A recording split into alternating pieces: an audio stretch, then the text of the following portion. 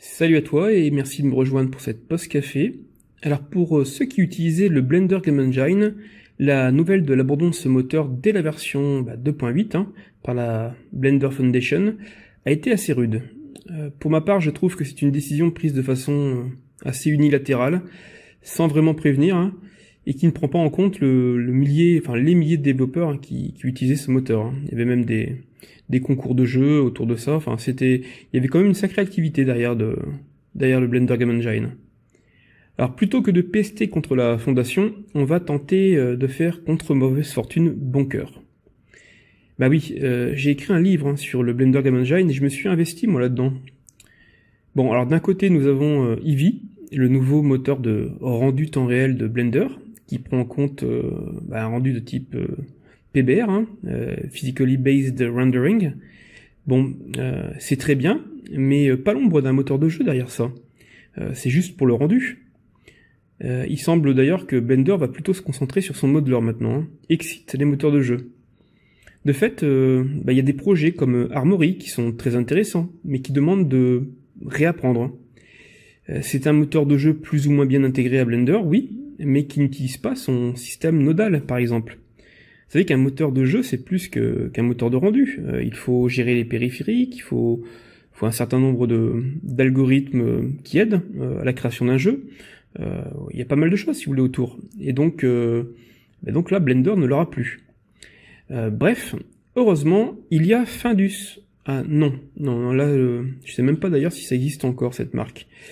Non, heureusement, il y a le projet UpBGE. Alors je ne sais plus comment ça veut dire, je crois que c'est Upchronia ou Uchronia quelque chose. Et lui, donc, c'est basé sur le code de BGE. C'est un fork, pour ceux qui connaissent. C'est-à-dire qu'à un moment donné, fork la fourchette, le code s'est divisé en deux, et puis donc les développeurs de UpBGE ont continué à partir de cette version du code source de Blender. Voilà, donc ça poursuit aujourd'hui son bonhomme de chemin.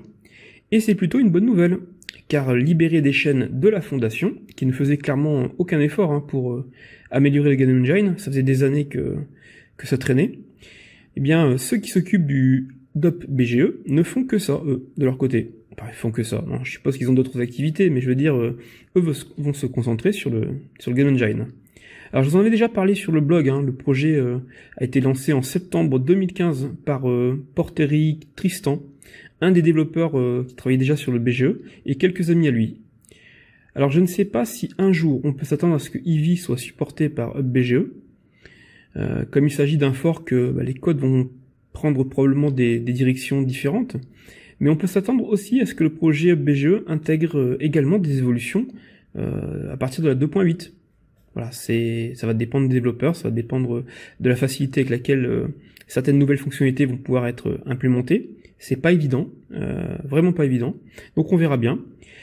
En tout cas, on peut déjà faire, par exemple, du PBR, un rendu qui en est très proche. Regardez cette voiture. Voilà, on a déjà toutes les réflexions, c'est du temps réel, c'est très bien, et c'est intégré directement à Blender. Ce qui veut dire aussi, c'est qu'on dispose de tout ce qui est interpréteur en ligne, en ligne de commande. Le mode console, vous savez, le fait de pouvoir générer commander, piloter Blender directement avec des commandes.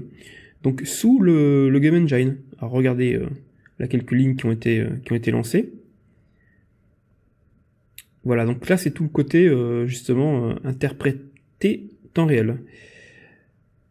Voilà, la bonne nouvelle, donc, c'est que c'est parfaitement compatible avec mon livre. Donc ceux qui ont acheté le créer vos propres jeux 3D avec Blender Game Engine, eh bien vous allez pouvoir passer à UpBGE et puis disposer des nouvelles fonctionnalités, de toutes les améliorations qui ont été apportées par UpBGE depuis, et puis d'autres qui sont un peu plus anciennes, qui avaient été supprimées finalement par la fondation et qui étaient quand même très intéressantes, ou qui n'avaient pas été fusionnées avec la branche officielle. Et qu'on va retrouver donc dans cette version. Voilà, donc j'imagine que ça devrait continuer à se développer, en tout cas je l'espère. Et puis si ça prend le bon chemin, probablement que je créerai une série d'ateliers sur la question, en reprenant les types de jeux qui ont été développés dans le livre, puisqu'il y avait un jeu de type un peu à la Doom, c'est-à-dire un FPS, First Personal shooter. Il y a aussi un style TPS, Third Person Shooter, à la Lara Croft. Il y avait un jeu type Minecraft, il y avait un simulateur d'avion. Ouais, il y avait 7 projets de jeux qui étaient intéressants, qu'on peut reprendre, qu'on peut améliorer avec la nouvelle version du BGE, qui est BGE. Voilà, bah écoute, merci d'avoir suivi cette vidéo. Si tu as aimé, si tu en veux d'autres assez courtes, dans le même style, mets-moi un petit pouce vers le haut et abonne-toi. Et en attendant, je te dis à très vite pour une autre vidéo sur un tout autre sujet. Ciao.